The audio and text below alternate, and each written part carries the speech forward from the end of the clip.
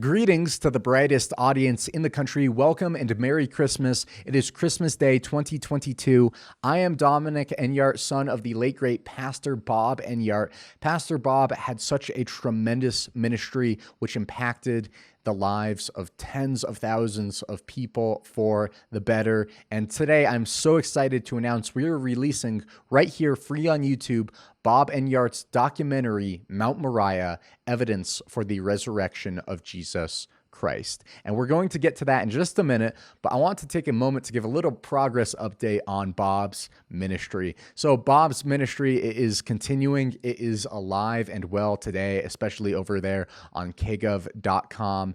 And Bob's old ministry, on Mondays, we are re-airing broadcast classics from the late great Pastor Bob Enyart. Those air on Mondays. On Tuesdays and Wednesdays, I am filling in on the Dominic Enyart Show. On Thursdays, we have Bob's Theology Thursdays. Those are various sermons and Bible studies that he has given. And then the Real Science Radio team is continuing with that on Fridays. They are doing absolutely wonderful work over there. The ministry of Bob Enyart is continuing, and I'm just so excited. And I just want to say thank you to everybody who has stuck with us through this process. And I hope that you enjoy today's video, Mount Moriah, Evidence for the Resurrection of Jesus Christ.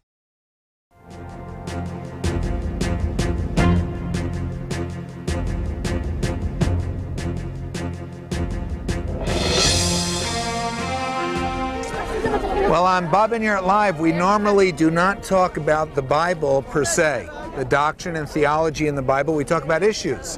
But this is different because here we are in Israel, in fact, in Jerusalem. And behind me, you can see the Gold Dome, which is the Dome of the Rock, but also that Muslim mosque is built on the site of Solomon's Temple. And that's why we're here in the land of the Bible, to find out as much as we can, to do some investigation about the historical foundations of our faith.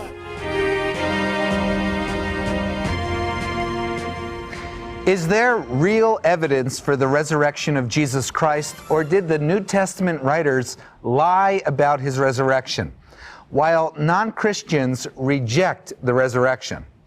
The world, the unbelieving world, does believe in the historical person of Jesus Christ.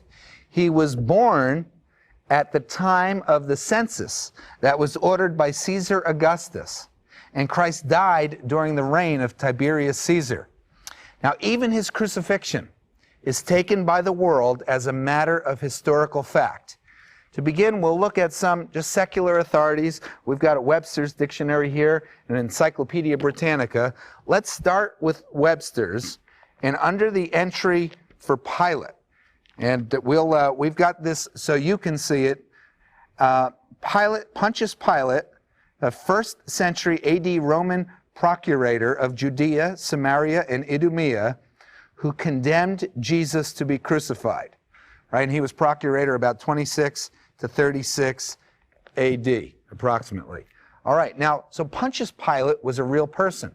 Jesus Christ was a real person. In fact, let's take a look, and we'll zoom in on this in a little bit, but I'm going to start out bringing you some excerpts from an article in Encyclopedia Britannica on crucifixion. This here is on page 266 of volume 3 of their Micropedia. And let's see here.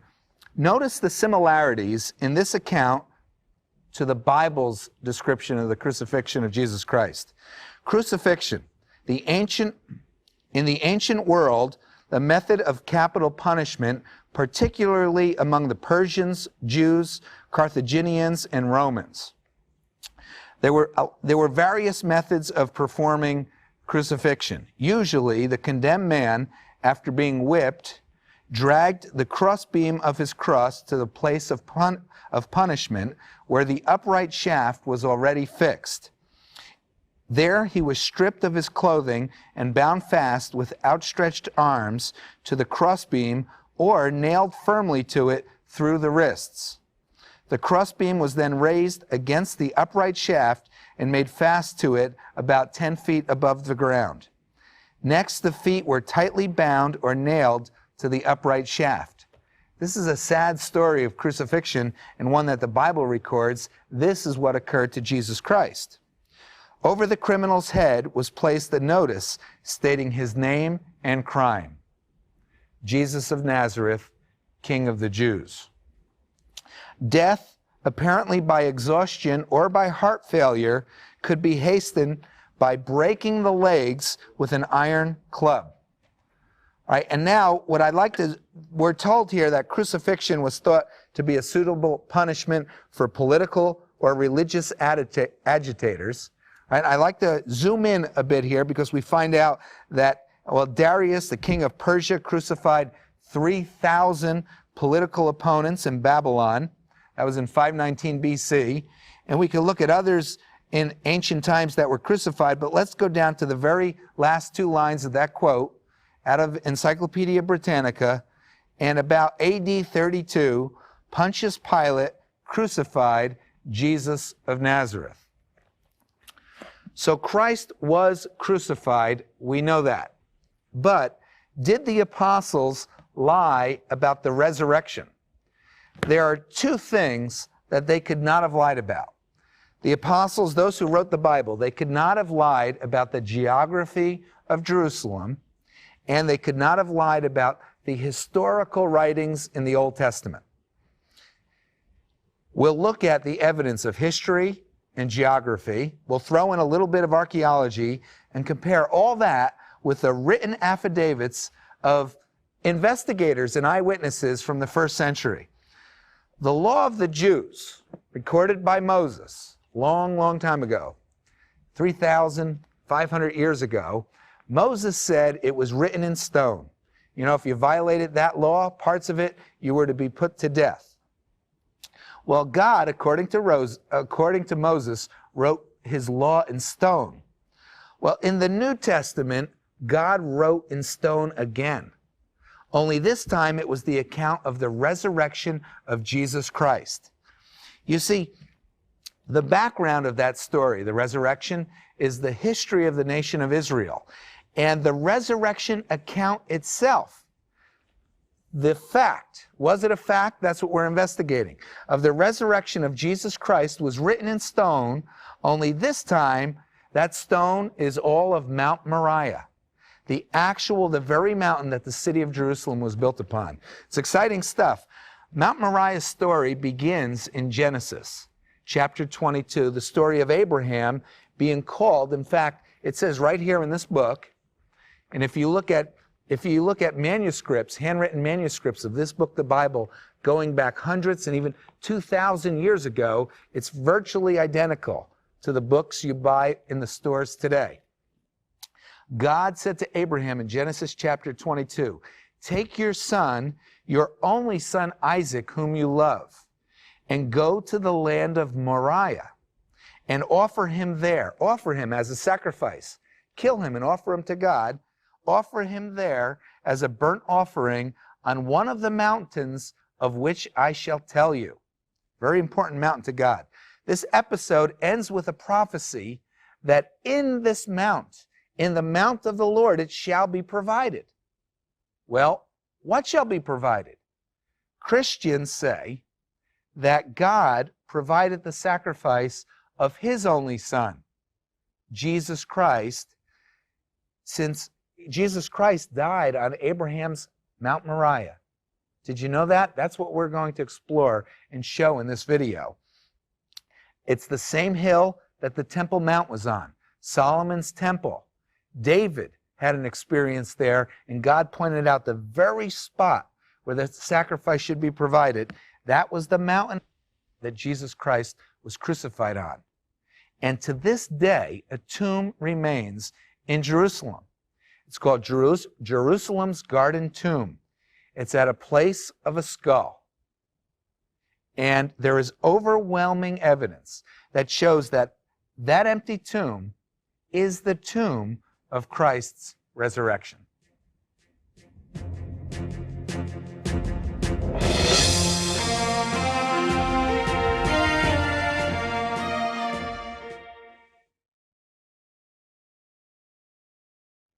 The study of Mount Moriah, while it goes all the way back to Abraham and Isaac, it brings us through a point in history 3,000 years ago with King David, Israel's King David. In fact, there's a book, The Chronicles of the Kings of Israel. And in that book, there's a central episode, and it begins with God being very angry at rebellious Israel. And we're going to look at some of the quotes of this chapter 21 in 1 Chronicles. The Lord said to David, I offer you 3 punishments. Choose one. This is because Israel had been wicked. Either 3 years of famine, or 3 months to be defeated by your enemies with the sword, or 3 days, just 3 days, with the sword of the Lord, with the angel of the Lord destroying throughout all the territory of Israel. Recall, you break Moses' law, well, if you break it severely enough, the penalty is death. And that's what Israel had deserved. And David said, I am in great distress. Please let me fall into the hands of the Lord, for his mercies are very great. But do not let me fall into the hands of my enemies. So the Lord sent his angel with a plague upon Israel, and 70,000 men of Israel fell. And God sent an angel. As the angel was going through the nation, the angel came to Jerusalem to destroy it. And as he was destroying, the Lord looked and relented of the disaster, and said to the angel who was destroying, it is enough. Now restrain your hand. And the angel of the Lord stood by the threshing floor of Ornan the Jebusite. Now who's this Ornan the Jebusite guy? Oh, he's a Jebusite. And he had a threshing floor. He had fields, wheat, and he would thresh the wheat on his threshing floor, of course. Well, at that very spot, God gave mercy to Israel by ceasing the punishment that they actually deserved. Wouldn't it be interesting if that spot turned out to be on Mount Moriah? We'll look into that in a little bit, but let's continue. Then David lifted his eyes and saw the angel of the Lord standing between the earth and heaven, having in his hand a drawn sword stretched out over Jerusalem. Then the angel of the Lord, let me read this here. The angel of the Lord commanded his prophet to say to David that David should go and erect an altar to the Lord on the threshing floor of Ornan the Jebusite. So, now this threshing floor has become an important place, right? Well, let's see. Let's follow the story. Now, Ornan turned and saw the angel. And his 4 sons who were with him, they hid themselves, but Ornan continued threshing wheat. He's working there. He's threshing. He's a farmer. He's successful, obviously, to own this land just north of David's city of Jerusalem, right up the hill. Then David came to Ornan. Now, David's the king of Israel, right? And Ornan looked and saw David, and David said to Ornan, grant me the place of this threshing floor, that I may build an altar on it to the Lord. Now, this is verse 22, and this is interesting. Ornan is working right there on the threshing floor, and David says, I need to sacrifice to the Lord on your land. Ornan, well, go right ahead, David. Well, I need to do it on your threshing floor. Right here where I'm working, right here in this very spot. And David said, you shall grant it to me at the full price, that the plague may be withdrawn from the people. You see, the full price for wickedness has to be paid. And here in 1 Chronicles 21, verse 22, David purchased the threshing floor from Ornan the Jebusite. The plot thickens. It might be a little confusing, but it becomes fascinating.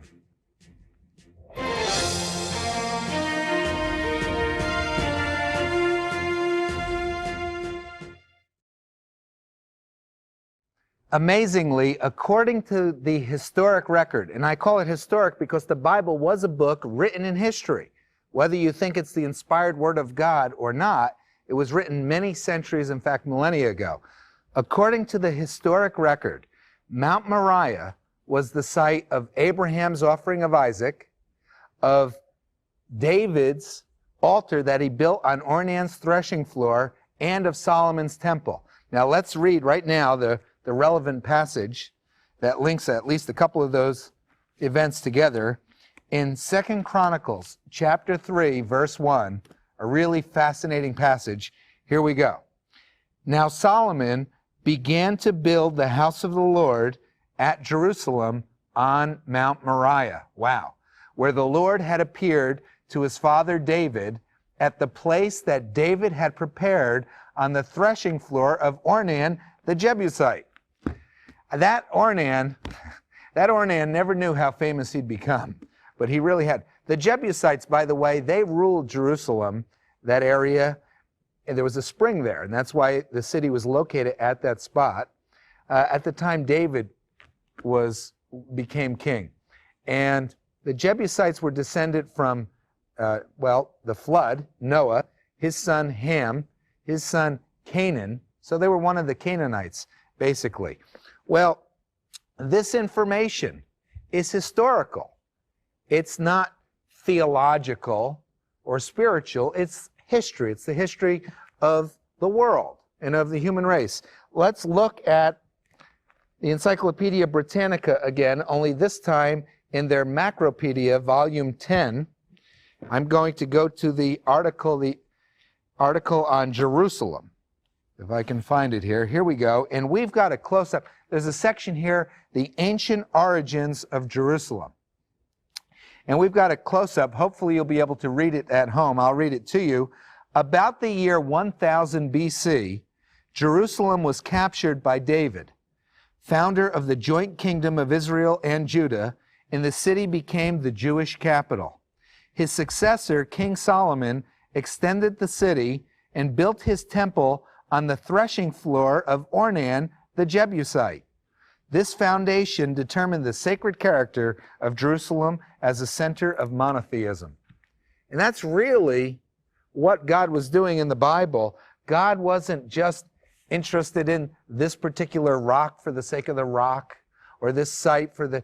God had a message to declare to the world, and he was using the nation of Israel in very specific geographic and historic context to teach certain spiritual truths to the world. So Solomon built the temple, according to that passage there, 2 Chronicles chapter 3, verse 1. Solomon built the temple in Jerusalem on Mount Moriah, the center stage in the drama of the Bible story of sacrifice for sin.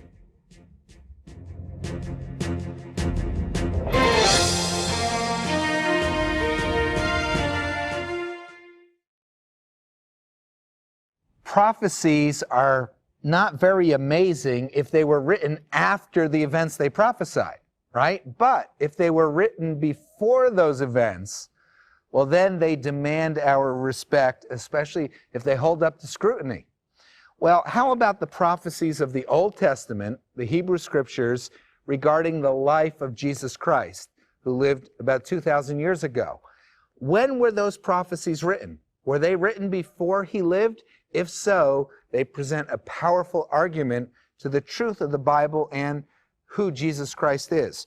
Well, the Old Testament prophecies of Christ were written hundreds of years before Jesus Christ was born.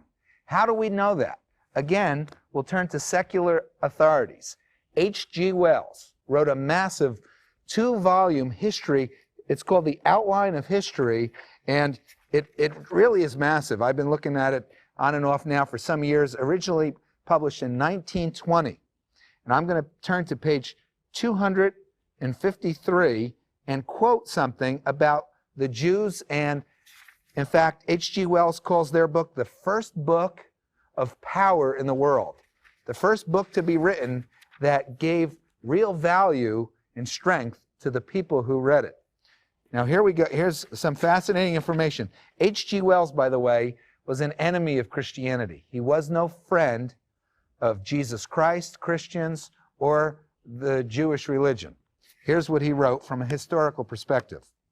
We are now in a position to place in their proper relationship to this general outline of human history the Israelites and the most remarkable collection of ancient documents in the world. That collection, which is known to all Christian peoples as the Old Testament. All right, now I'm going to skip to the next paragraph. All the books that constitute the Old Testament were certainly in existence and in very much their present form at the latest by the year 100 BC, 100 years before Christ. Most of the books of the Old Testament were probably recognized as sacred writings in the time of Alexander the Great, 330 years before Christ. Now that's from H.G. Wells, and he's accurate on that is accurate history. When we go to the Encyclopedia Britannica again, all right, I have a close-up that let's see, no, I don't have a close-up. I'm just going to read this to you. Their entry on biblical literature, and this is in their Macropedia Volume 2 of this edition that I own, a section on the Septuagint.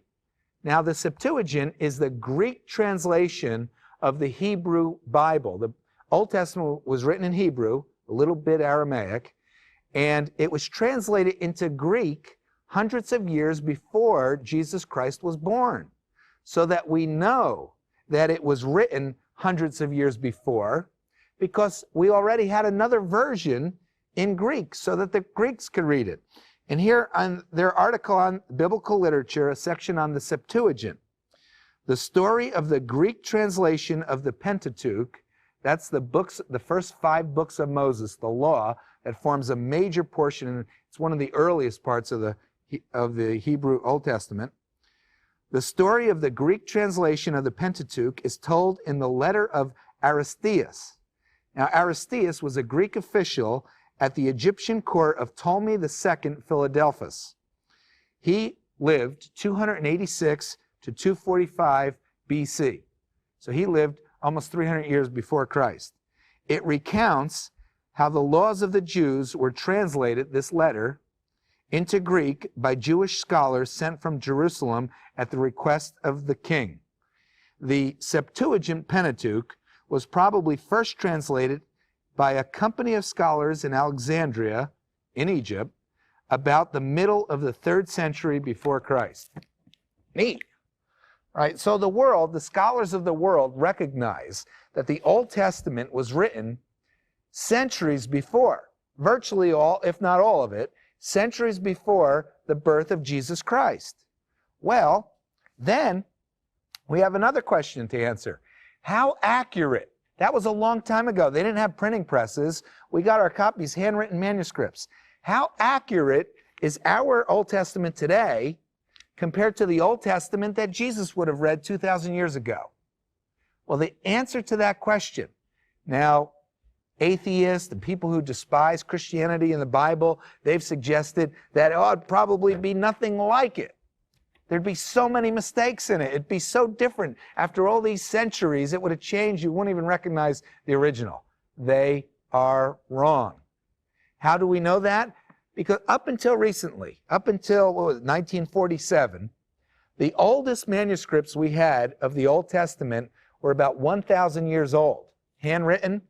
Now that's 1,000 years after Jesus and 2,000, 2,500 years after they were written. Well, in one fell swoop, it's called the Dead Sea Scrolls, we being the human race, discovered manuscripts of the Old Testament that go back to the time of Jesus Christ and even just before. And what we found out, I'm going to show you where these were found. I have in my hands photographs my wife Cheryl and I took while in Israel of the Qumran caves.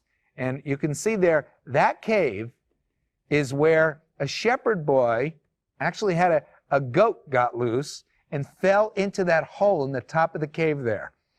And he had to go in to rescue his goat. And I think we have a close-up. Is that the close-up? And he went in and discovered documents, which we call today the Dead Sea Scrolls. And those Dead Sea Scrolls, they went in and they found a number of caves in this area in Israel at the Dead Sea, just a little bit north of Masada. And there was a community, an ancient community, the Essenes. And they wrote these scrolls. Some of them were just copies of the Bible, and others were their own beliefs and their own records of deeds and real estate transactions and contracts and all this. And what we find out when we read these manuscripts of the Bible is that our Bibles today are almost identical. The Hebrew text we translate from Hebrew to English so we can read it. Those of us who don't read Hebrew. Our Hebrew text we use today and the translations we have are virtually identical, virtually, to the Bible that Jesus Christ read from when he was alive 2,000 years ago. So we know that the Old Testament prophecies were written hundreds of years before Christ, and we know that when he stood in the temple and read from the Bible, he was reading the same stories, the same words, the same ideas that we're reading today, 2,000 years later. Now, what we're going to do is turn to one of those passages that Jesus Christ, in fact, he quoted from this, Psalm 22, written by David when he was on the cross.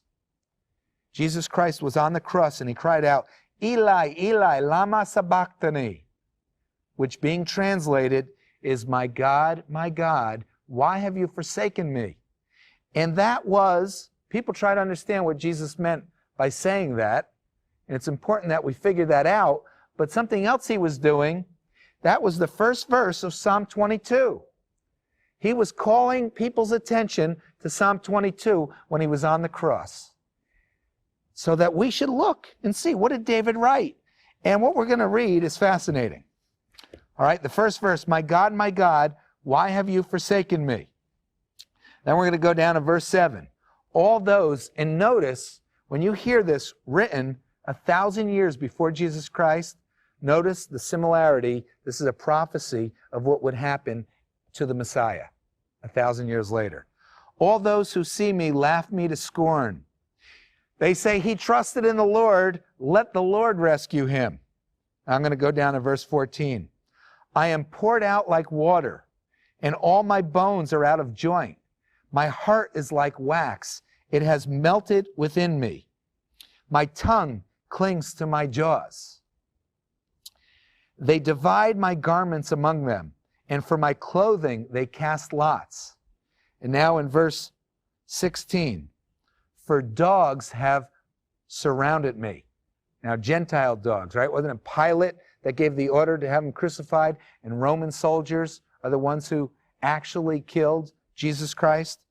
Dogs, Gentiles. For dogs have surrounded me. They pierced my hands and my feet. I can count all my bones. In other words, none of my bones are broken. They have pierced my hands and my feet. You know, a lot of people object to that translation. They say, oh, the Hebrew doesn't have to be translated, because if David really wrote that 1,000 years before Christ, this is about the Messiah, wow, that's pretty compelling evidence. So some people who want to take away the deity of Jesus Christ, that he's not God the Son, he's not the Savior, he didn't rise from the dead, they say the Hebrew doesn't have to be translated that way. As with many languages, all languages, there's sometimes variation in the way something could be translated. And they say, you shouldn't translate it. They pierced my hands and my feet. They say, that's a bad translation. But you know what? When you look at the Septuagint that was translated hundreds of years before Jesus Christ, how did they translate this passage? From Hebrew. It was David wrote it in Hebrew. They translated it into Greek. You know what they wrote? They wrote, they pierced my hands and my feet. And why is David saying that? Why is it's in the first person, right? David was not crucified. God moved him to write this to prophesy of his son, Jesus Christ, who would die on Mount Moriah, in Isaac's place, in David's place, in the place of all Israel and all who would believe in God. Jesus Christ died for them. Wow, it's really absolutely incredible. Now we'll go to the New Testament. We'll look at a few verses in Matthew and then in John. The Gospel of Matthew and the Gospel of John. And we'll tie them in. We'll refresh our memories as to the specifics of Christ's crucifixion. I'm going to start in Matthew chapter 27 in verse 27. Then the soldiers of the governor, Pilate, took Jesus into the praetorium and gathered the whole garrison around him. They stripped him and put a scarlet robe on him.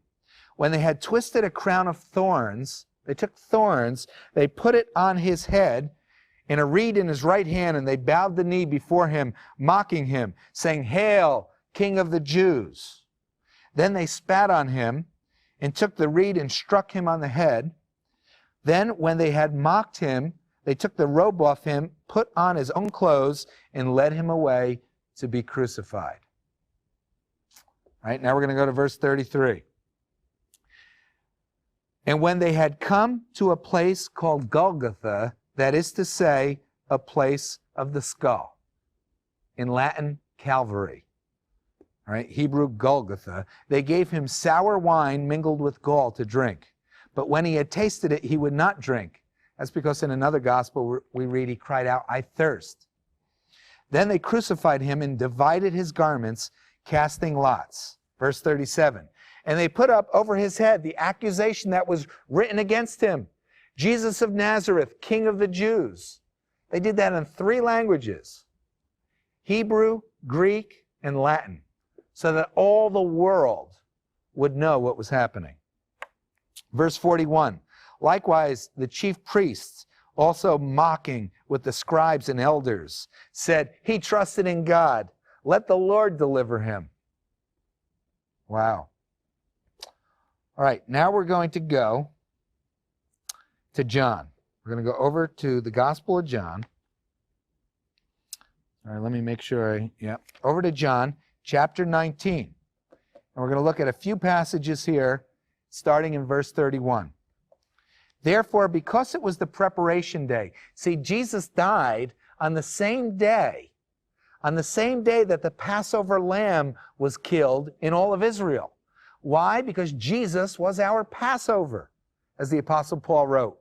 Because remember with the Exodus, the Jews were in Egypt and Moses was the deliverer to bring them out of Egypt into the promised land. And God said, "But this is what I want you to do." The night before the 10th plague, right, where death came on the firstborn of all the Egyptians, God said, "Take a lamb, a perfect lamb without spot or blemish, and kill it. But don't break any of its bones."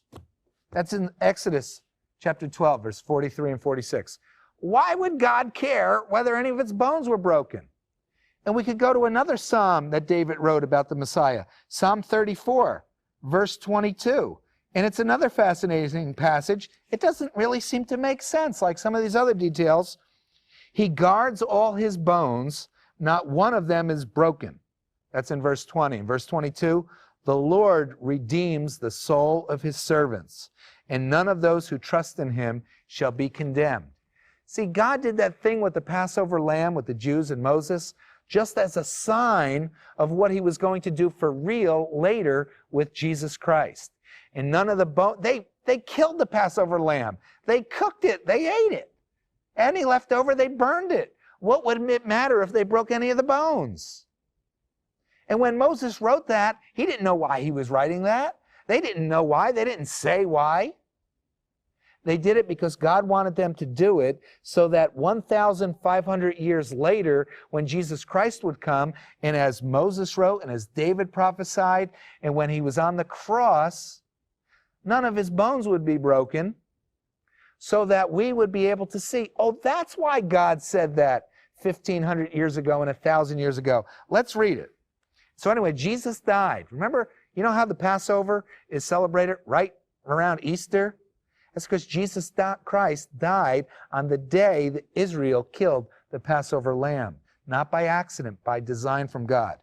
Therefore, because it was the preparation day of the Passover, that the body should not remain on the cross on the Sabbath, for that Sabbath was a high day, the Jews asked Pilate that their legs might be broken and they might be taken away. When someone's being crucified, if you break their legs, they can't prop themselves up and they die quicker because they can't breathe and their heart literally could burst within them, as it said in Encyclopedia Britannica.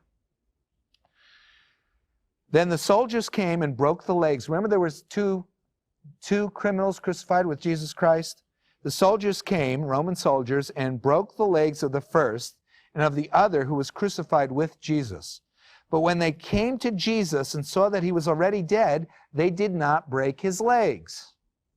But one of the soldiers pierced his side with a spear, and immediately blood and water came out. And what did David write 1,000 years earlier? I am poured out like water. My heart has melted within me. And John, the writer of this gospel, John wrote, and he who has seen has testified, and his testimony is true. And he knows that he is telling the truth, so that you may believe in the Lord Jesus Christ. It's real.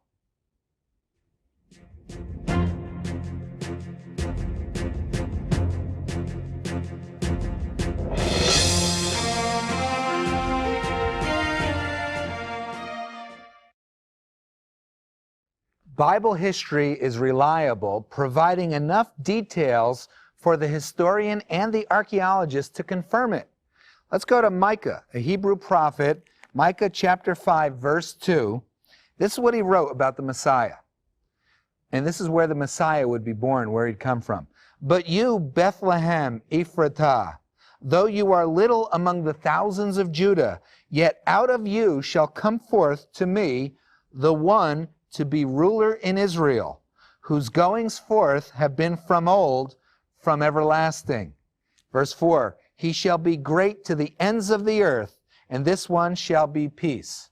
Jesus Christ is the Prince of Peace. Now, so the prophecy is that this ruler of Israel, and some of this is yet still future to be fulfilled, because Jesus Christ will be the ruler of Israel and all the world at his second coming. But he came out of Bethlehem.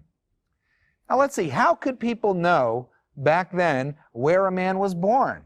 Well, so that this could be corroborated, so that historians, investigators, Jews who were interested, Gentiles, Greeks, Romans, so that they could look into where was this Jesus of Nazareth? Where was he born? Was he born in Nazareth? Well, guess what happened? It's recorded in the Gospel of Luke and in the history of the ancient world. And it came to pass in those days that a decree went out from Caesar Augustus, the ruler of the world at the time. A decree went out from Caesar Augustus that all the world should be registered. The census, the first of a census that was taken every 14 years. The census first took place while Quirinius was governor of Syria. So all went to be registered, everyone to his own city. You know, they had incredible records back then. We forget those things. But they did. They had banks. You could make loans, take out loans, pay interest. Well, everyone went to be registered to his own city. And Joseph also went up from Galilee out of the city of Nazareth into Judea, to the city of David, which is called Bethlehem, because he was of the house and lineage of David, to be registered with Mary, his betrothed wife, who was with child.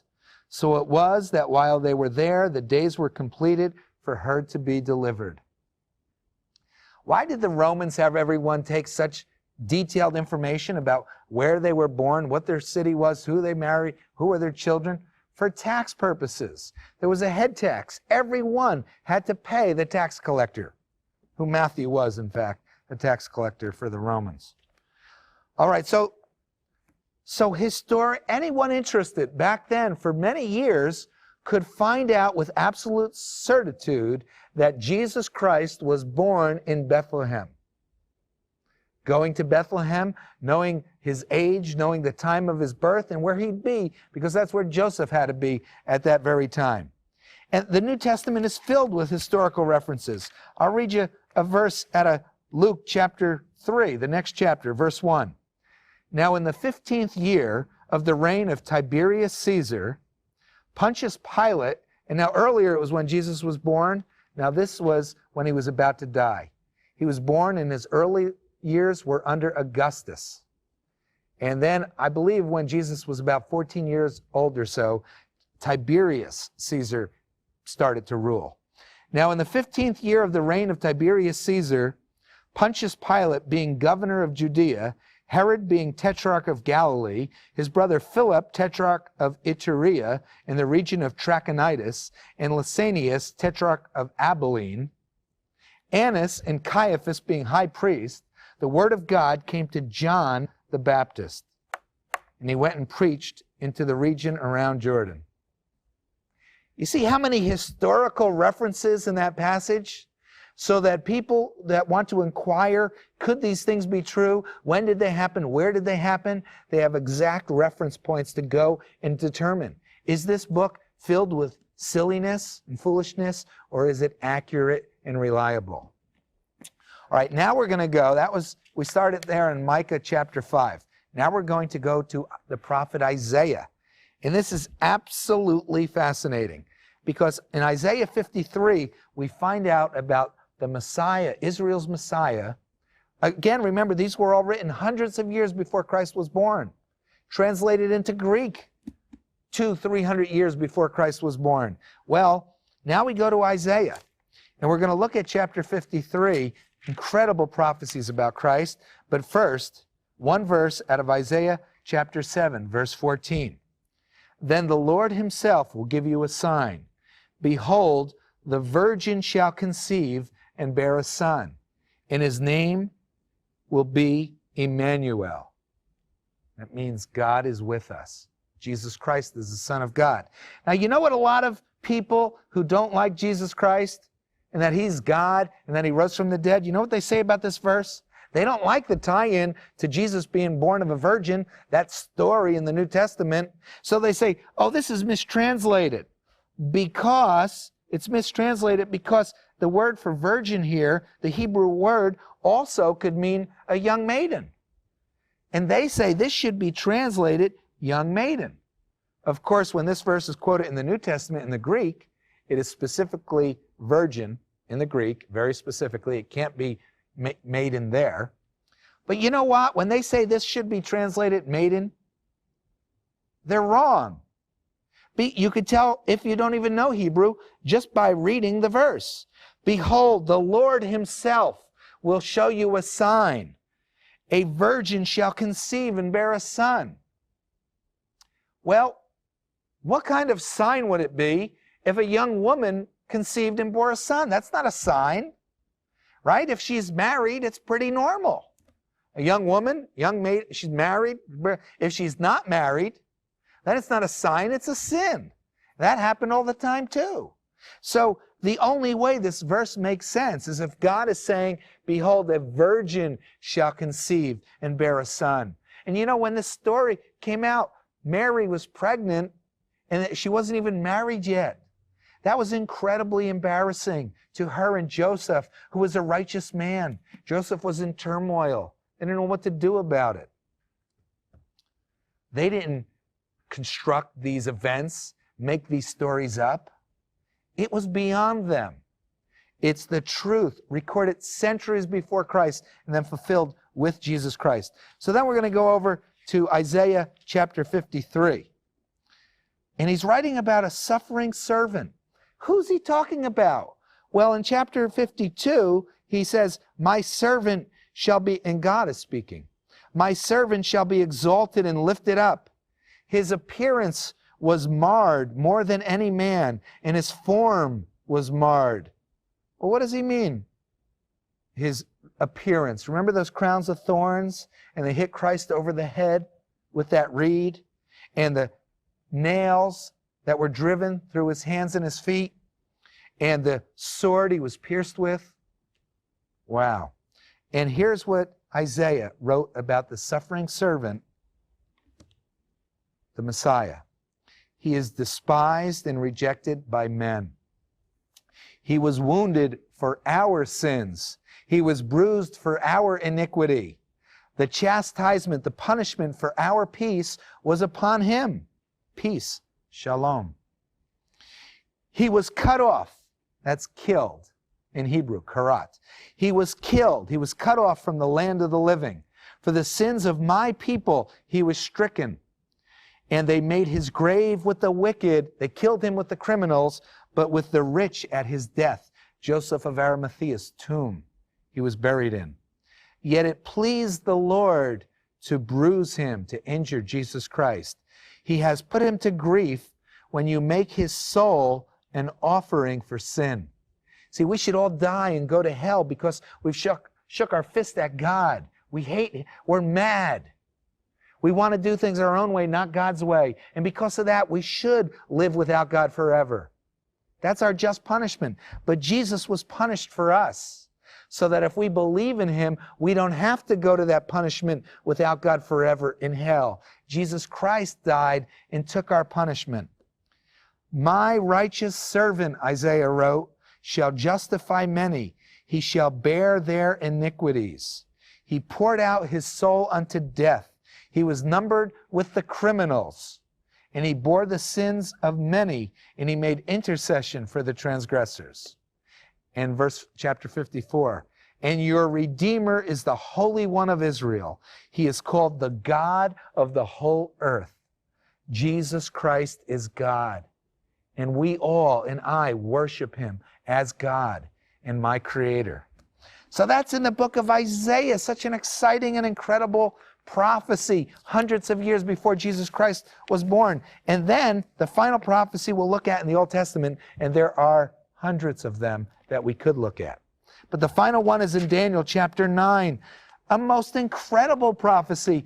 Daniel's famous 490-year prophecy predicted the exact time of the Messiah's crucifixion. It's astounding. Now, if we read in the book of Luke, we find out that all the people were in expectation. They thought John the Baptist was the Messiah. Are you the Messiah? They asked him. Why were the people in expectation?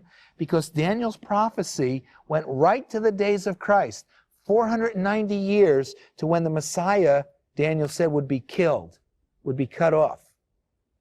Well, we're going to look at just a few brief quotes of this prophecy from Daniel chapter 9, verses 24 through 27.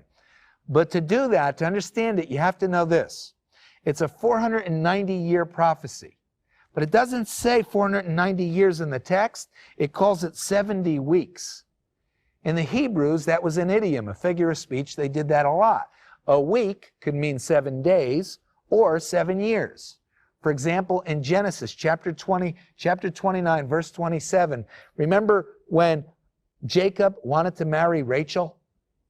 And his father-in-law, future father-in-law, Laban said, work for me 7 years and I'll give you Rachel. And he worked 7 years. And he married. It was that night. He couldn't see her. He woke up in the morning. He didn't get Rachel. He got her older sister Leah. He was so upset. And Laban, he tricked him. And Laban said to him, and he said, I wanted to marry Rachel. And Laban said, well, fulfill her week. Fulfill Rachel's week, and we will give you this one also for the service which you will serve me still another 7 years. The Hebrew word week there is identical, of course, as the one here in Daniel.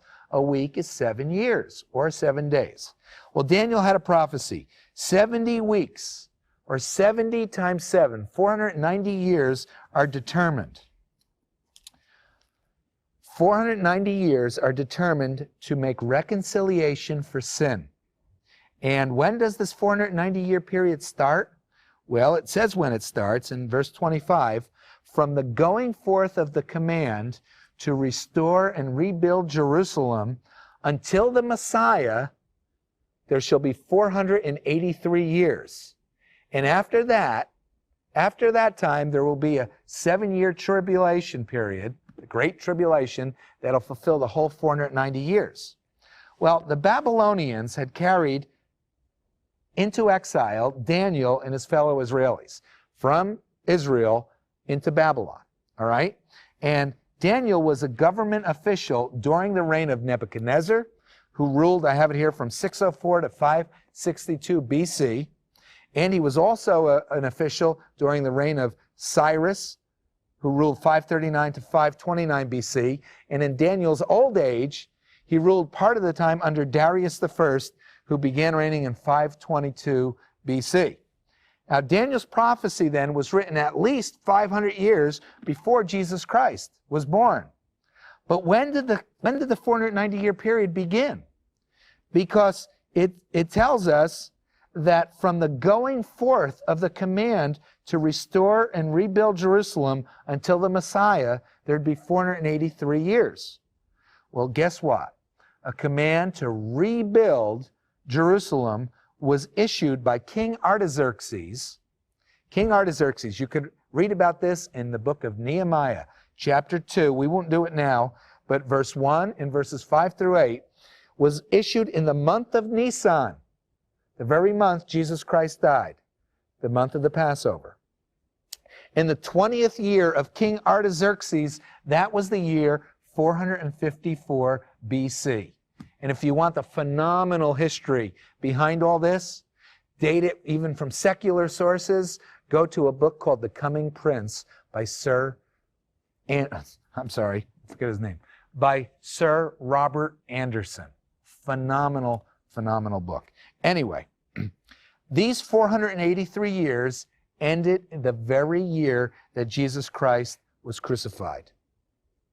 Artaxerxes' command was given in the month of Nisan. Jesus Christ was crucified in the month of Nisan. Wow. It's phenomenal. The Old Testament prophecies are historical evidence, because they were written centuries before Jesus Christ for the truth of the resurrection of Jesus Christ. But there's more.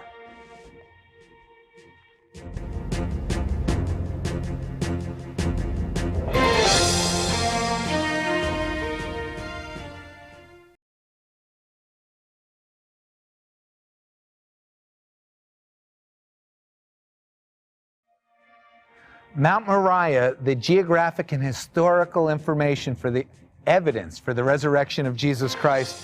What do we know about the crucifixion site? Well, a number of things, but specifically 4 that we'll look at now.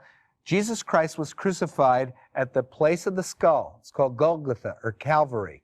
It was outside the city walls, as it says in Hebrews, at a garden on Mount Moriah. Now we'll look at these one by one, and we'll start with the first evidence. If you found the crucifixion site, what's the first thing you'd look for? What was the place of the skull? Apparently, there was in the rock of the mountain something that looked like a human skull. So it was called Golgotha. Well, there is photographic evidence that goes back 100 years, over 100 years, of a place just north of the Temple Mount in Jerusalem on the very top of Mount Moriah. And it sort of looks like a skull to this day. People think so. And you see the 2 deep eye sockets in rock. Now we're going to show you that. In fact, this was taken in November 1995. And we've got, there's this here cliff is right next to the garden tomb. In fact, it's attached to the garden tomb. And there's a garden and a tomb in it that we'll show you in a little bit. But those eyes, and unfortunately in recent years, there's been some snow and ice damage, and it's not quite as dramatic as it has been. But still to this day, those deep eye sockets in this cliff is called the skull. Now, we know that this skull, where this is right now, where is that? Well, it's outside the city gate. It's just outside the city walls of Jerusalem, and that's what Romans, the book of Hebrews told us, that Christ was crucified just outside of the city. And if we look at any standard outline of the old city of Jerusalem, which there's still a wall today, in fact, and we know that Christ was at the Roman Praetorium, and then he was led to Golgotha. And here we have the old city, and the Praetorium was either, it's somewhat questioned, but it was either, here's the Temple Mount, and this is the Antonia Fortress right here, that number 7. And if we pull out a little bit from this, right here is Golgotha, the current location of this tomb at the garden in Jerusalem. Well, over across the map here is Herod's palace, and the Praetorium was either at Herod's palace or back here, and this is the most likely location, the Antonia Fortress. So the point being that wherever they took Jesus, in fact, now I'll read the quote. I'll read the quote out of the Gospel of Matthew, chapter 27, verse 27. Then the soldiers of the governor, we heard this earlier, took Jesus into the praetorium and gathered the whole garrison around him. They put the thorns on him, they mocked him, beat him, and they led him away to be crucified. So the point being that this site that we're showing you, this Jerusalem garden tomb, is right either location. The ancient city of Jerusalem, we have extensive descriptions of it. Extensive. Compared to other cities, it's incredible what we have. But there is the slight question if the praetorium, where the soldiers were housed, kept their weapons, was it at Herod's palace or the Antonia fortress? Either way, it doesn't matter. Just a few minutes walk to this place outside of the city walls, this place called Golgotha, the place of the skull. Now, we know that it was at a garden. Our third point was that Jesus was crucified. His site was at a garden site. Now, how do we know that? Well, I'm going to read you a few things about, well, I'm going to put this down and get my Bible out here. A few things about Christ's crucifixion, and try to pay real close attention to the details, because we'll be focusing in on these details. Joseph of Arimathea, wealthy man, went to Pilate and asked for the body of Jesus. And he took the body and laid it in a new tomb. This is Matthew chapter 27, verse 60. And he laid it in his own new tomb, which he had hewn out of the rock. And he rolled a large stone against the door of the tomb and departed. Right? He rolled a stone in front of this tomb that was hewn out of the rock. And now we're going to look at two more verses. Luke chapter 23, verse 53. That Joseph of Arimathea took Jesus' body down, he wrapped it in linen, and laid it in a tomb that was hewn out of rock, where no one had ever lain before. All right, we've got that. So it was a brand new tomb. No one had ever used it before. A rock was rolled in front of it, hewn out of solid rock. And finally, John 19:41. Now, and this is phenomenal, what you'll see the evidence in momentarily. Now, in the place where he was crucified, there was a garden. And in the garden, a new tomb in which no one had yet been laid. Okay, now that we have all that, let's look. We're going to look at the skull. Here we have the place of the skull that you've seen earlier, and as you pan over to the left, you'd be going or looking west, and it's just very close. You pan over, you get to a garden. Now, even today, there's a garden there.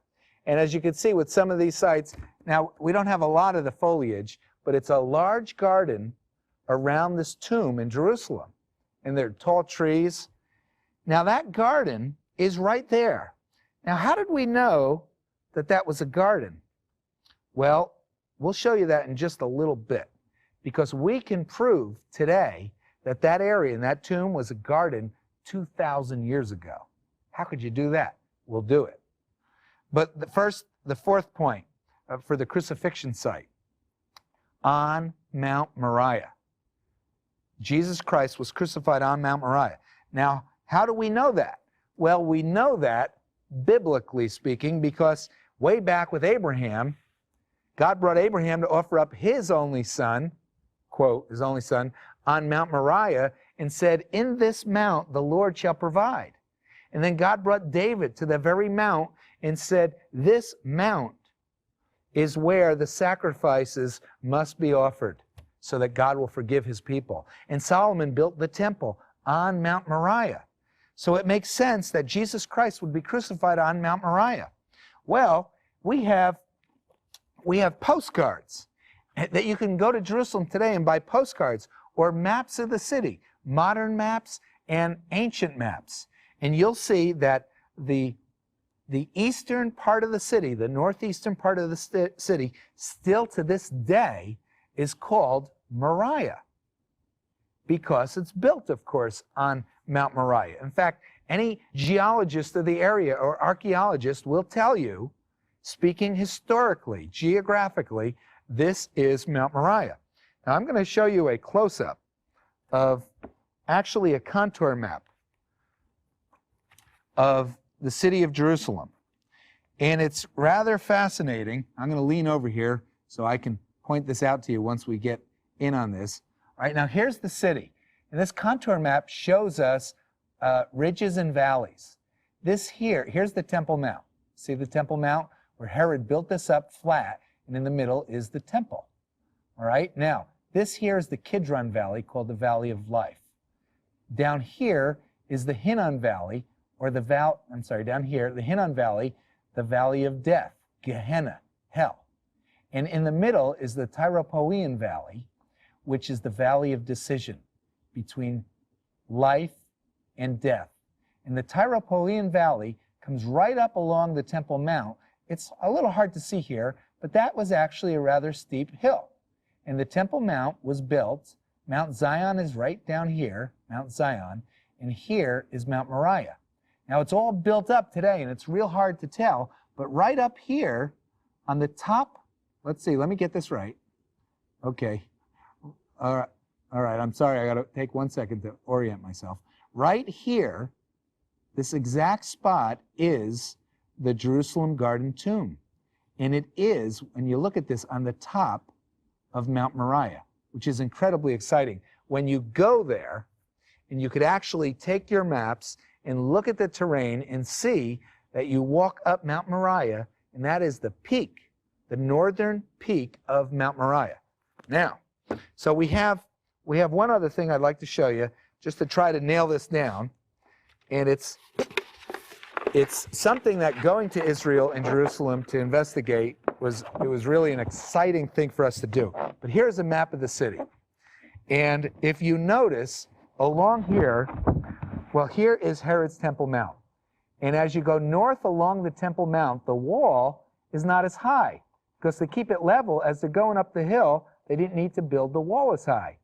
Well, as you get to the top of the Temple Mount, and then I drew an arrow in there, you go up to the point that actually is the northernmost end of Mount Moriah. There is the Garden Tomb.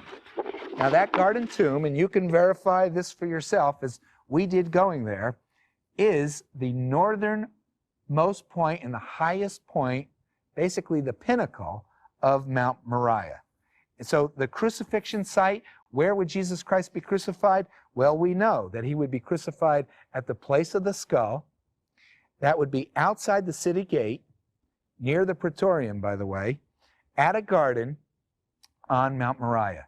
And Jesus Christ fulfilled these 4 points.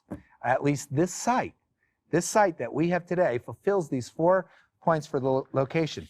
Now, we have other information about the tomb where he was buried. Where was the tomb? Well, we have 3 fascinating bits of information about the tomb site. It was near Golgotha, near the place of the skull. It was in a garden and near a water source.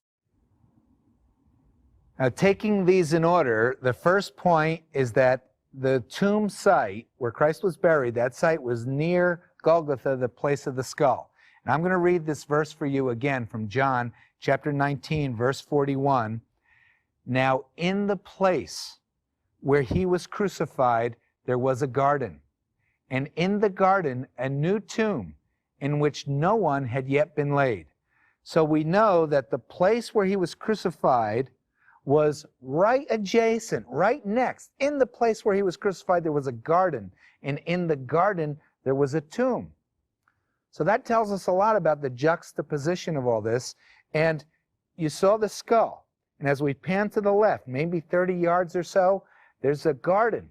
And there's still a beautiful garden there to this very day.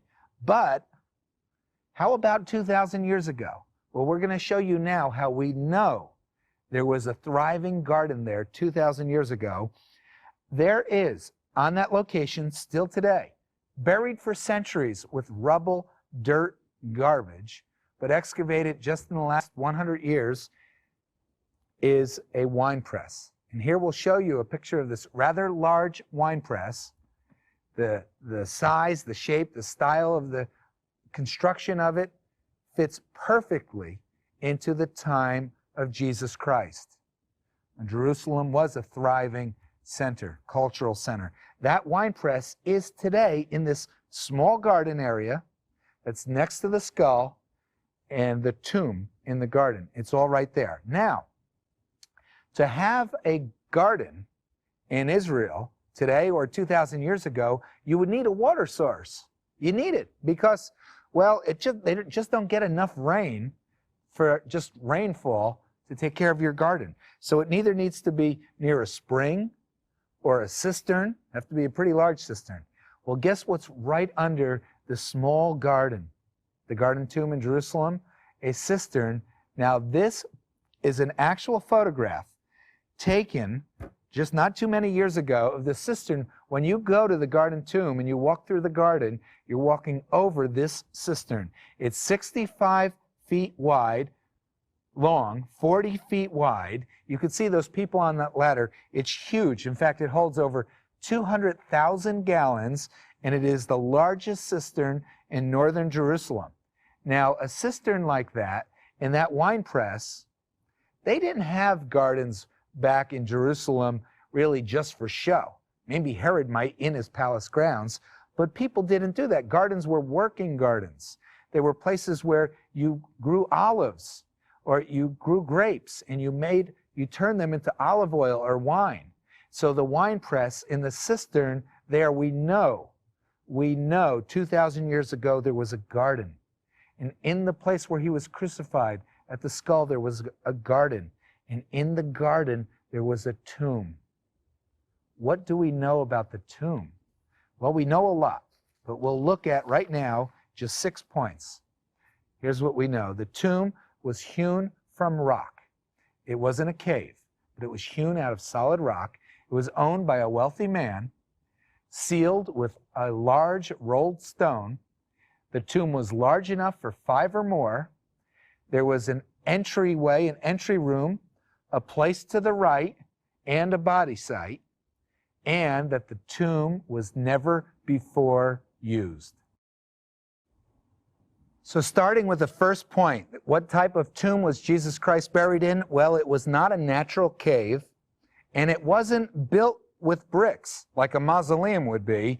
It was hewn out of rock, out of solid rock. And we have a photograph here my wife Cheryl took in Jerusalem at the Jerusalem Garden Tomb, and that's the face of the tomb. A lot of people go there and say, well, why are those cinder blocks there? When they were excavating this, the wall right there, that's actually a little cliff of the top of Mount Moriah, began to fall in. And so they quickly built these cinder blocks there to prop up the wall to keep it from further deteriorating. And people have asked, well, why don't they cover it up? The Garden Tomb Association that maintains this, why don't they plaster over it and make it look real? Because they're not trying to make things look real. They're presenting evidence, historical, geographic, archaeological evidence, exactly as they found it, which is real exciting. So this Garden Tomb in Jerusalem seems to meet all the requirements of the location near the site of the crucifixion, plus it was hewn out of solid rock. Now, the next point is that it was owned by a wealthy man. All right, so this photograph here shows you the inside of the tomb, and there is no question that only a wealthy man could have had this construction performed. It would have taken a skilled laborers many months to carve this out. And when you're carving out a solid rock, you can't make a mistake because you can't fix it. And it's amazing the work they did. Joseph of Arimathea, this tomb that we are seeing today, you could go visit, this tomb, the second point, is beyond any doubt owned by a wealthy man. Point number 3, the tomb was sealed with a large stone that was rolled in front of it. Right? The room was sealed with a large rolled stone. Now, my wife, she was very busy over there in Israel taking photographs. And here's one of her photos. And you can see, we'll zoom in on this. Now, that man standing with his back to the entrance of the tomb for the most part. It's right around there. And that groove right in front of the tomb is a groove. It's been there for 2,000 years. It's the type of groove they would dig in front of tombs where they'd have a large round stone shaped like, say, a wagon wheel only much thicker, wider, and large, and they'd roll it right in front of the entrance of the tomb to block the tomb. And then they'd be able to seal it, and in this case, they put temple guards in front of it to make sure no one moved the stone or stole the body. Now, the fourth point is that this tomb was large enough for 5 or more people, and it was a very large tomb. In fact, when you go in it today, when you go to visit, you could probably fit, well, there we have it, you could probably fit 20 people or more inside this tomb. Now, there's something really fascinating. Let's keep that photo up there for a moment. For the fifth point is that there is an entry room and then a place to the right and another place for a body site. Now, I'm going to read a verse here that tells us that a few women went to anoint the body of Jesus, and as they were going there, you know, they worried who would move the stone for them because it was so big, they'd need help. But they got there and the stone had been rolled away already. And when they went in, now that gate was put in there to keep people who, tourists and Christians, people would go there, and you're allowed in the entry room today. But they shut that gate. The entry room is on the other side of that gate. People earlier would walk through, there was no gate, and they would begin to chip away at the rock right where Jesus lay, at the right of your screen. That's the place where his body lay. So they put that gate there so people can't do that. But there's an entryway, and then there's that little walkway to the place where they would lie 3 bodies. This tomb was built, a weeping chamber where you entered, and then a place for 3 bodies to be laid. Now, what's fascinating is I'm going to show you a drawing. And did I read this? Now, let me read this verse for you first. Mark chapter 16, verses 5 and 6. Read. Entering the tomb, they saw a young man. Now, who was this? Mary Magdalene, Mary the mother of Jesus, and Salome, these 3 women. They entered the tomb, and they saw a young man clothed in a long white robe sitting on the right side. You notice that? There's so many details in the Bible.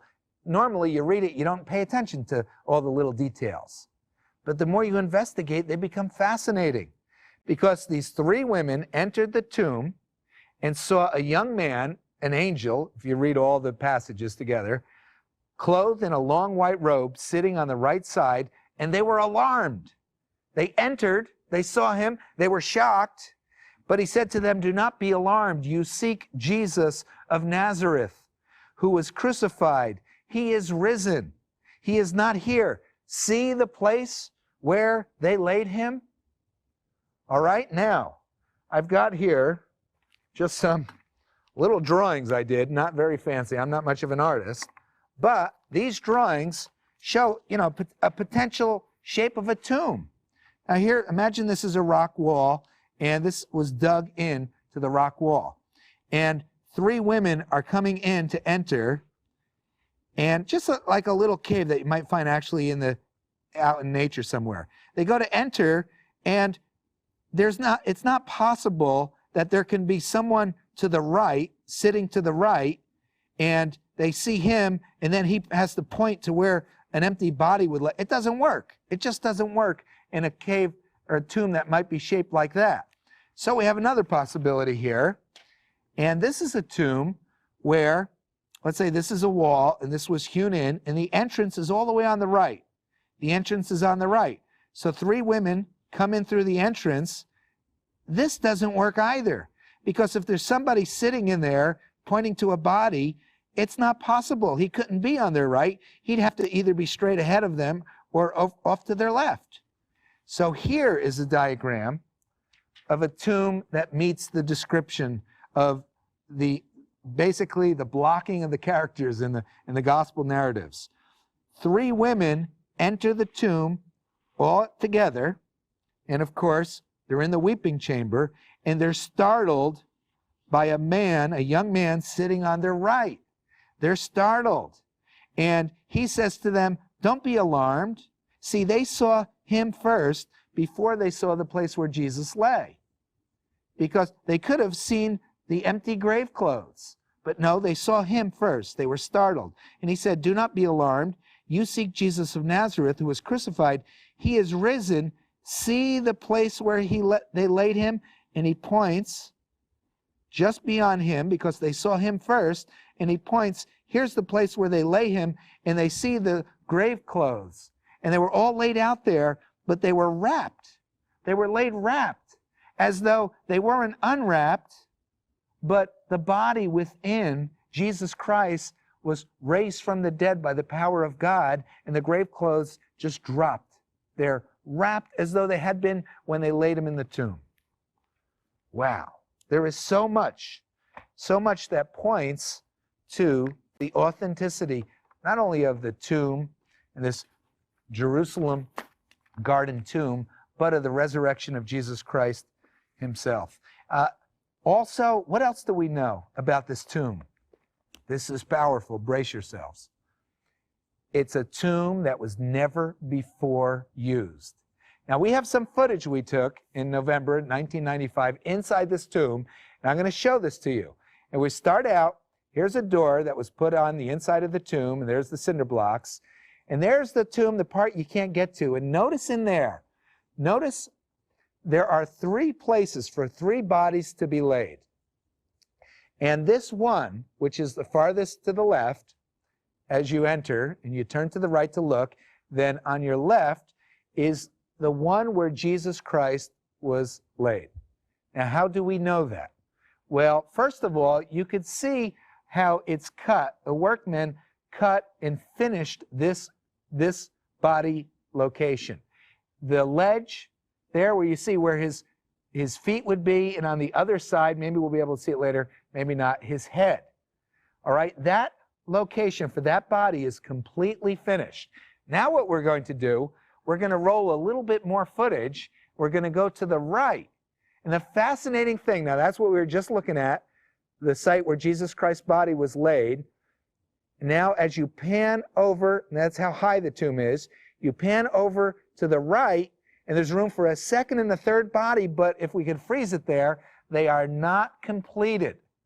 The workmen did not dig. Now what they needed to do was dig deeper and further in at the places where their head and their feet would lay to finish the carving, the work, making this tomb. But they never finished it. This was, as the Bible says, a brand new tomb, carved in rock, never before used. How would you think after 2,000 years, how could we prove that it was a tomb that was never before used? How could you possibly prove that? But God, in his incredible wisdom and foresight, he knew to put Jesus Christ in a tomb that was finished, but not quite. It was almost finished. In fact, there was only one location for one body was finished.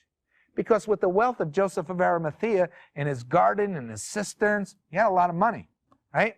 If they had used the tomb and then they used one site, they could have used the next and used the next, and they would have, of course, finished it, but they didn't.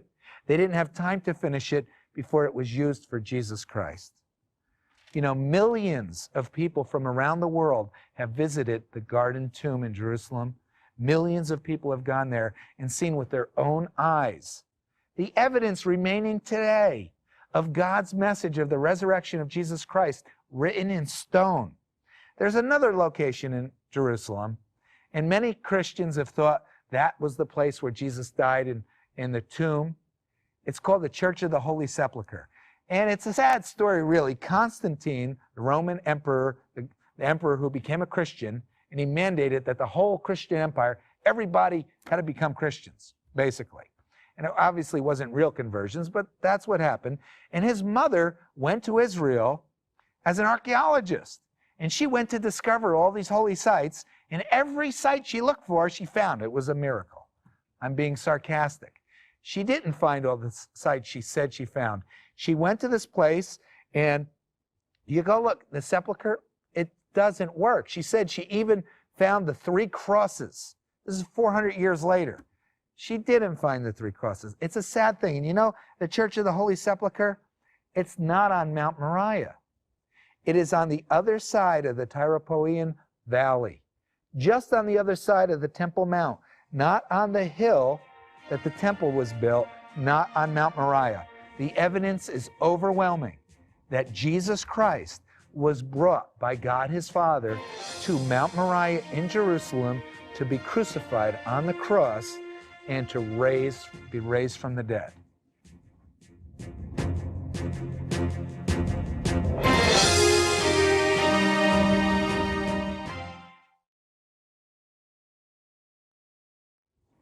So Moses wrote a story of Abraham offering up Isaac, or almost offering up Isaac, on Mount Moriah a long, long time ago. In fact, Abraham lived about 4,000 years ago. Well, Abraham, Isaac, and Jesus, we'll get to Jesus' part in just a moment, but to start with the story of Abraham and Isaac in Genesis chapter 22, the beginning of the story of Mount Moriah. Now it came to pass after these things that God tested Abraham and said to him, Abraham. And he said, Here I am. And he said, Take now your son, your only son Isaac, whom you love, and go to the land of Moriah and offer him there as a burnt offering on one of the mountains of which I shall tell you. You know, this story presents all kinds of difficulties, confusion, and problems to people who reject the whole truth of the Bible. Because they say, why would God set up such a scenario? First of all, God was very much against human sacrifice. At the time, human sacrifice was common among the people in what today is Palestine, in that area. But God said it was an evil and a wicked thing, and he forbid his followers from sacrificing their children to idols and to gods. Why would God tell Abraham, come and sacrifice your son? Another problem with the story, why would God say, take Isaac, your son, your only son? Because Abraham had another son, Ishmael. Now I know that Isaac was Abraham's son of faith, but Ishmael was Abraham's son. Not only that, Ishmael was circumcised according to God's covenant. God said to Abraham, if your descendants who come from your body are circumcised, then they're part of my covenant. Interesting. Well, so God said, offer your son as a sacrifice, which is strange. And he said, take your son, your only son, Isaac. He emphasizes that when he had another son, Ishmael. Then he says, take him to the land and offer him there in Moriah, the certain land, mountain I will tell you of. Well, if this was just a test for Abraham, why would they have to go this 3-day journey to this land on this special mount? Why couldn't God test Abraham this way, right where he was? These questions perplex those who don't read the whole story. The answer to these questions is incredibly beautiful, because the answer in this story is the entire message of Jesus Christ and what he came to do. So let's look at some of the story here. Verse 3. So Abraham rose early in the morning and saddled his donkey and took 2 of his young men with him, his servants, and Isaac his son. And he split the wood for the burnt offering and arose and went to the place of which God had told him. There's so much focus in this story on the place, just like with David and the place of the threshing floor. And with Jesus, and in the place where they crucified him, there was a garden. And we'll see that as we continue here. But notice the parallels between Abraham and Isaac and God the Father and his son, Jesus Christ. Here, we'll continue with the story. Then on the 3rd day, Abraham lifted his eyes and saw the place afar off. And Abraham said to his young men, stay here with the donkey. The lad and I will go yonder and worship, and we will come back to you. So Abraham took the wood of the burnt offering and laid it on Isaac his son. And he took the fire in his hand and a knife, and the 2 of them went together. But Isaac spoke to Abraham and said, his father, and said, my father. I said, here am I, my son. And he said, look, the fire and the wood, but where is the lamb for the burnt offering? Imagine what that question did to Abraham's heart, how it must have been tearing within him. And Abraham said, my son, God will provide for himself the lamb for a burnt offering. That's the New King James. The Old King James says, God will provide himself a lamb for the offering. And the two of them went together. Then they came to the place of which God had told him. And Abraham built an altar there and placed the wood in order, and he bound Isaac his son, who was, by the way, they call him a lad, but he was a young man. He was a grown man. And he bound Isaac his son and laid him on the altar upon the wood. And Abraham stretched out his hand and took the knife to slay his son. He was going to kill his son, kill him, and then burn him on the altar. But the angel of the Lord called to him from heaven and said, Abraham, Abraham. And he said, here I am. Please, anything to distract me from what I'm about to do. And the angel said, do not lay your hand on the lad, or do not do anything to him. For now I know that you fear God, since you have not withheld your son, your only son, from me. Then Abraham lifted his eyes and looked, just as David on the threshing floor of Ornan the Jebusite said, he lifted his eyes and he saw the angel of the Lord standing between heaven and earth. And that's exactly what Jesus Christ does for us. But Abraham lifted his eyes and looked, and there behind him was a ram caught in a thicket by its horns. There it is. There Abraham lifted his eyes and looked. What did he see? He saw behind him there was a ram caught in a thicket by its horns. So Abraham went and took the ram and offered it up for a burnt offering instead of his son. You see, the sacrifice was instead of Isaac. And that's what all the sacrifices of the Jewish religion were, to forgive the people of their sins. And these sacrifices were in place of the people so they could be forgiven. And Abraham called the name of the place, the Lord will provide. Jehovah Jireh. The Lord will provide, as it is said to this day, this is the Moriah prophecy, in the mount of the Lord it shall be provided. Wow. Moses wrote this. Jesus Christ, reading the book of Genesis, told us that Moses wrote Genesis, just as everyone in Israel had known all along.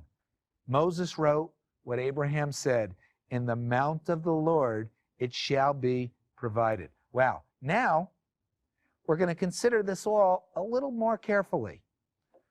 Why did this whole story happen? Well, God was teaching a lesson. The Christian application of this passage is consistent with the Old Testament sacrificial system, that these animals were killed and offered as a substitution so that the people would not have to pay for their own sins, because this animal was sacrificed for their sins. Hence the ram, usually a lamb. According to God's commands in the Bible, the lamb was killed for their sins so that they would not have to be punished by God.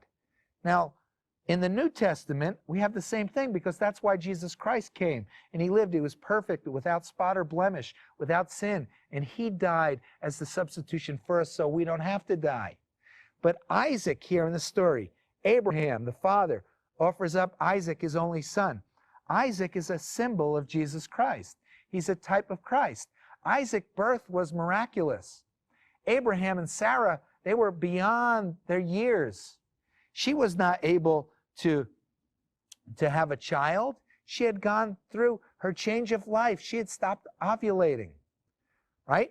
Jesus was born. His birth, his conception was a miracle. In fact, Abraham was 99. That's what the story says in Genesis. And Sarah was 90 years old. And God came and said, you will have a son. I will perform it. And then Mary, it was a miraculous conception because she had never known a man. Yet the virgin conceived, as Isaiah prophesied. And so Isaac was a type of Jesus Christ. His birth was miraculous. His father went to offer up his only son, Isaac. Jesus' birth miraculous, and his father, God, went to offer up his only son, Jesus Christ. They were both innocent. Isaac hadn't done anything to deserve to be put to death right at that moment. He hadn't deserved that. Isaac, I don't think you can find anything in the Bible, hardly anything, it's unusual, that Isaac did wrong. He was a really great guy. A lot of the guys in the Bible, all their dirty laundry is there for everyone to read, which shows that they didn't just make up a religion. Because if Peter was making this stuff up, he wouldn't say, I denied Christ. He wouldn't say that, I ran like a coward. He wouldn't say that. If David was making this stuff up, he wouldn't say, I committed adultery with Bathsheba and Uriah the Hittite, her husband, I had him murdered.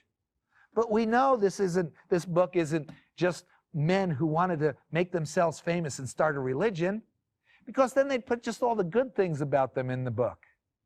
But all their worst sins are there for all the world to read, because God wanted to show that you don't have to be good on your own, because you can't be good enough on your own. In fact, if we all admit it, we do some pretty terrible things. Just like Peter, just like David, just like Abraham did some pretty terrible things. But God enabled us to be forgiven because he provided a sacrifice. Now let's go on. Jesus Christ, he really led a good life. He did nothing wrong. He led the perfect life. He was the perfect, spotless lamb, the perfect sacrifice. And even Pilate, when he judged him, you know what Pilate said, recorded in Luke chapter 23, verses 14 and 15? I have found no fault in this man concerning those things of which you accuse him. No, neither did Herod. Jesus stood before the Jewish high priest, and he stood before Pilate and Herod all in the same night in early morning hours. And they brought some false witnesses against Jesus, but even they contradicted themselves. Not even his enemies could accuse him. And even today, Judaism considers Jesus a good man, a rabbi. Islam considers him a prophet. Buddhists and Hindus, Jesus was a holy man. Well, not even his enemies could condemn him, because he did live a perfect life. And you know what's amazing? Even today, you find some liberals who hate Christians, hate Christianity, hate the Bible. You virtually never hear them say anything against Jesus Christ. Some of the greatest liberals in the world who really hate God and really hate morality and love and righteousness, they speak only kind words of Jesus Christ. All the world knows he was an innocent man condemned, not for his own sins, but for the sins of the world. Now, Jesus Christ, he carried the wood up the mountain, didn't he? We'll read that, up to his place of crucifixion. We'll read that in a moment. And that God does provide the sacrifice for himself. Wow, Abraham didn't have to kill his son because God provided the sacrifice. And Christ was bound to the cross, only not with ropes like Isaac was bound, but with nails. And Abraham lifted up his eyes and looked, and behold, the Lamb of God. We're going to look at this all one more time because it is so powerful. That substitutionary sacrifice of that ram saved Isaac's life. Christ's sacrifice saves. And on the third day, Abraham got his son back, right? Because when God said to him, take your son whom you love and go sacrifice him, kill him, Abraham's heart had to be so distraught with agony and grief because he loved Isaac. So from that moment on, it was as though he had lost his son. It was as though his son were already dead because Abraham knew he would not disobey God. But then 3 days later, Abraham got his son back. Just as 3 days after Christ was crucified, God the Father got his son back because by the power of God, he was raised from the dead. The Moriah prophecy, that in the place, in the mount of the Lord it shall be provided, that prophecy is certain. It is a substitutionary prophecy. It's an offering that God would provide. So let's look at some of these verses one last time. Then they came to the place, verse 9, which God had told him. And Abraham built an altar there and placed the wood in order, and he bound his son Isaac and laid him upon the altar. Right? That place, that very specific place that God began 4,000 years ago to point out how important that place was, and now 4,000 years later, we still see all the evidence. It's all there for us to go and look at today. Verse 10, and Abraham stretched out his hand and took the knife to slay his son. My God, why have you forsaken me? Imagine what Isaac was thinking at that moment. My father, what are you doing? And Jesus cried out, my God, Eli, Eli, lama sabachthani. Please, people, read Psalm 22, because David, 1,000 years earlier, wrote the story of what's happening now so that you can read it and believe. Verse 13, then Abraham lifted his eyes and looked, and there behind him was a ram caught in a thicket by its horns. So Abraham went up and took the ram and offered it instead of his son. God the Father took Jesus Christ and offered him so that he paid the penalty instead of you and instead of me. We do not have to go to hell and live forever without God, because people who don't love God, they don't want to be by God. They don't want to be near him. So what do people who don't love God, what do they want to do? They want to live without him in this life and the next, forever. So hell, people think hell is unjust. Hell is just the place people go to live, the people who don't want to live with God. The people who are aggressively ignorant and shut their eyes. They don't want to hear it. That's God has graciously allowed them to live forever without him. With some restraints, yes, because of how wicked they would become if they were to live unrestrained for eternity.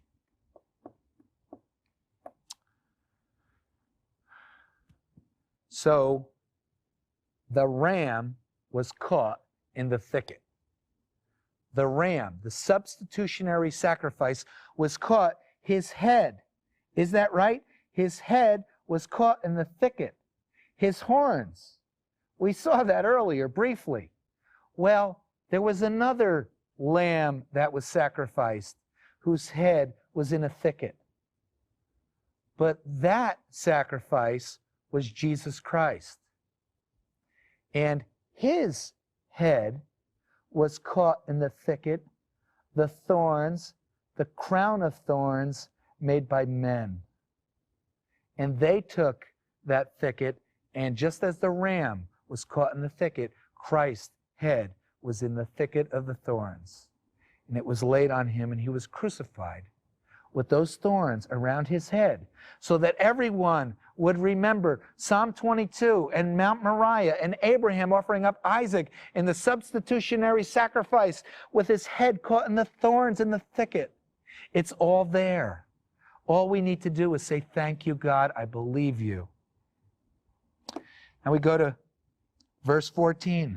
And Abraham called the name of the place Jehovah Jireh, the Lord will provide. As it is said to this day, in the mount of the Lord it shall be provided. Moses wrote that 1,500 years before Christ, speaking of Abraham 500 years earlier, and it was provided in the mount of the Lord 2,000 years ago. Now we look at verse 8. And Abraham said, my son, God will provide for himself the lamb for the offering. And that's exactly what God did. Now, the preposition there, himself, it's reflexive. And it's a little confusing. How exactly should you translate this into English? Is it God will provide for himself the lamb? Or is it, as the King James has, God will provide himself the lamb for the offering? Either way, it works. But both ways, it tells us exactly what God did. God provided the sacrifice in Jesus Christ. In fact, God provided himself the sacrifice because Jesus Christ is the God of all the world. As the Hebrew prophets told us, he is the creator. He made us. God the Father, God the Son, God the Holy Spirit, and God the Father loved all of us so much that he sent Jesus Christ, his only Son. Wow. Wow. Verse 2, God the Father said, take now your son, your only son, Isaac, whom you love, and go to the land of Moriah and offer him there as a burnt offering on one of the mountains of which I shall tell you. You know that place? We have a postcard here of the Dome of the Rock. I think we have a close-up for you to look at. This Dome of the Rock. Now, why did the Muslims build this mosque right here on the temple site?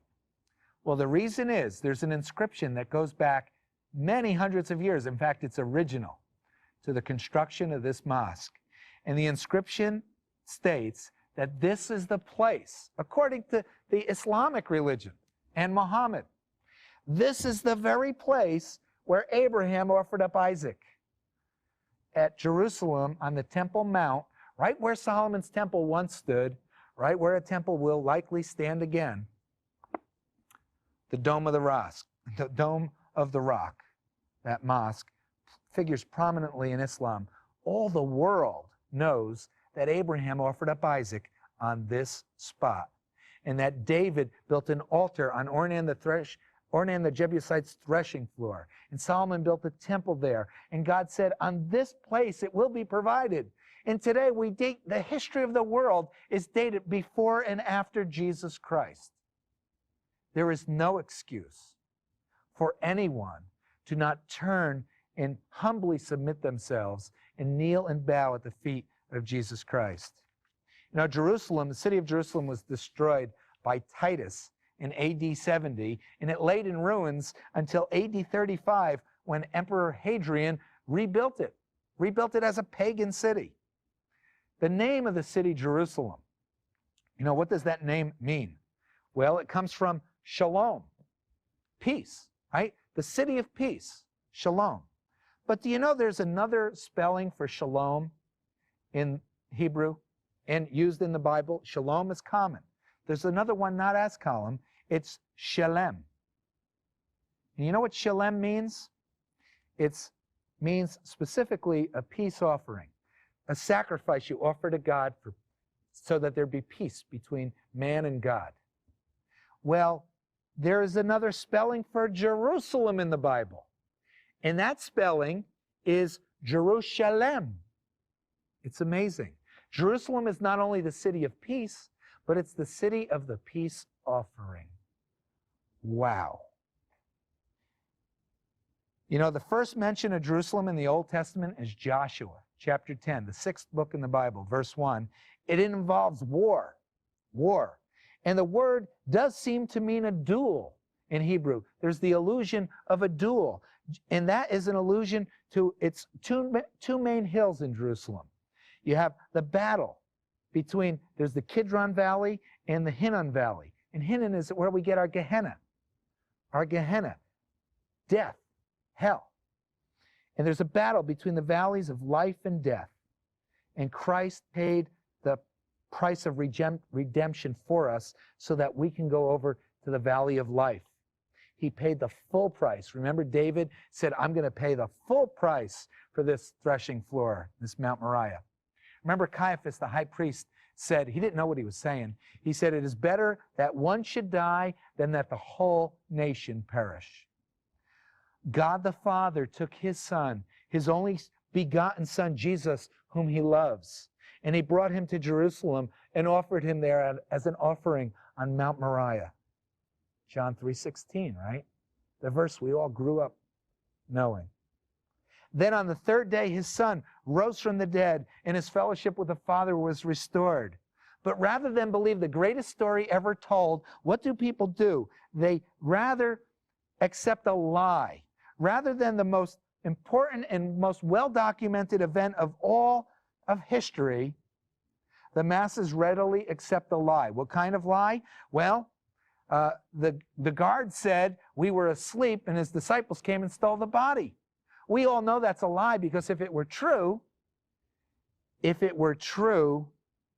would not know what happened. They would not know what happened.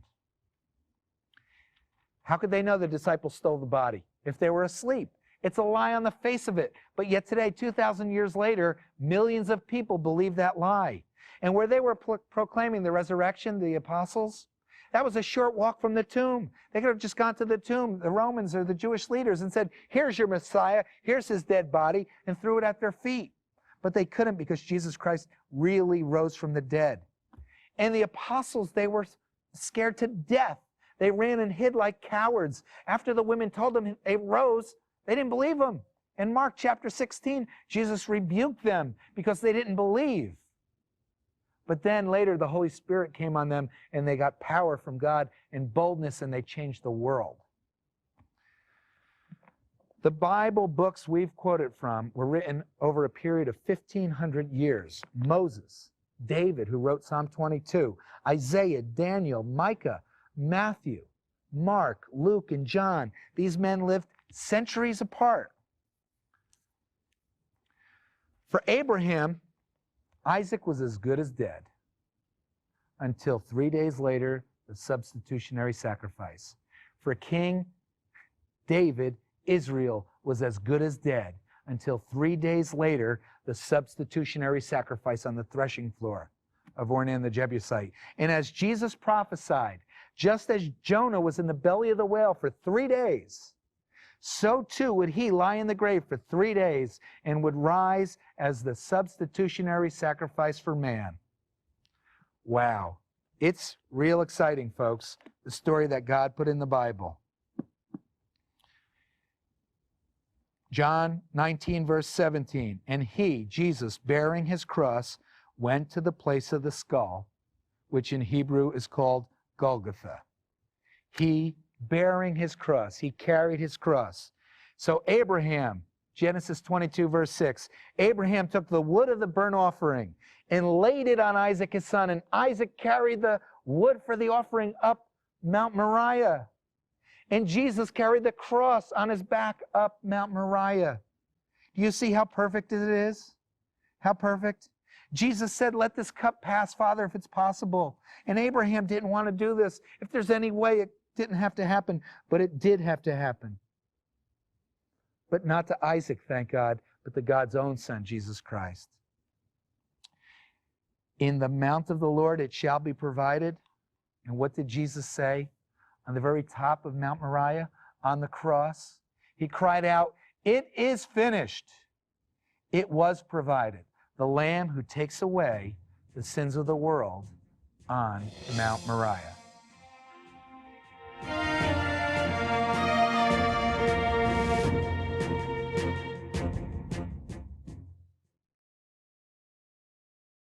Jesus Christ said, no one comes to the Father but by me. And whoever believes in me will not perish but have everlasting life. Don't play with fire. Jesus Christ is real. Trust in him. You know, there were 3 valleys in Jerusalem: the valley of life, death, and the valley of decision. Well, that first valley, the Hinnom Valley, the valley of death, we could read what the prophet Jeremiah wrote about it hundreds of years before Christ. That the Lord said, therefore, behold, the days are coming when it will no more be called Tophet, which means fire, or the valley of the son of Hinnom, but the valley of slaughter, for they will bury there until there is no room. They will bury their dead. See, it's the valley of death. Gehenna, that's where we get Gehenna, hell, the word for hell from. And then there's the Kidron Valley, the valley of life, on the other side of the Temple Mount. And then there's the valley of decision in Joel chapter 3. Let the nations be wakened and come up to the valley of Jehoshaphat, for there I will sit to judge all the surrounding nations. The Lord will roar from Zion and utter his voice from Jerusalem.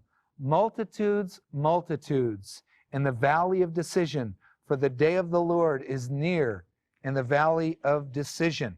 You know, in AD 70, when the city was destroyed, the general Titus, Roman general Titus, he threw the buildings, and especially he tore down the temple, and he threw all those buildings into the Tyropoeon Valley, almost hiding the valley of decision. Some people today don't know they need to decide between life and death, but God said, choose you this day whom you will serve, life or death. Many don't know there's a decision to be made for Christ, but there is. And those who are not for him are against him. That's the default decision. The law was written in stone, the Mosaic law, and grace was written in stone. The valleys were carved through a mountain, and the tomb was carved in stone. If you are an unbeliever and you are not sure of your salvation, you don't know you're going to heaven. If you're an unbeliever, you're not. Do you know you don't even know that you'll see the sunrise tomorrow, because not one of us are guaranteed of another day. Hell is a terrible, terrible future. All of us, we've hurt others, we've hurt ourselves, we've hurt God. Well, Jesus said, if you are ashamed of me, I will be ashamed of you. This is not the time. There is no reason to be ashamed of this word, of the Bible, or of Jesus Christ. If you want to become a Christian, just pray with me right now. Father God, thank you for making me. I'm sorry that I've hurt others. I've hurt myself and I've hurt you. Please forgive me. I believe that Jesus was crucified for me and he died, but he rose from the dead. Thank you, Lord. If you prayed that prayer, tell someone so that you can show you're not ashamed of Jesus Christ. And find a church where people bring their Bibles to church, where they believe in the Trinity and in creation and not evolution, where they believe in the physical resurrection of Jesus Christ, and they believe that the Bible is the Word of God. And if you are a believer, then stand firm with me in the truth of the Bible, and let's celebrate together the resurrection of Jesus Christ.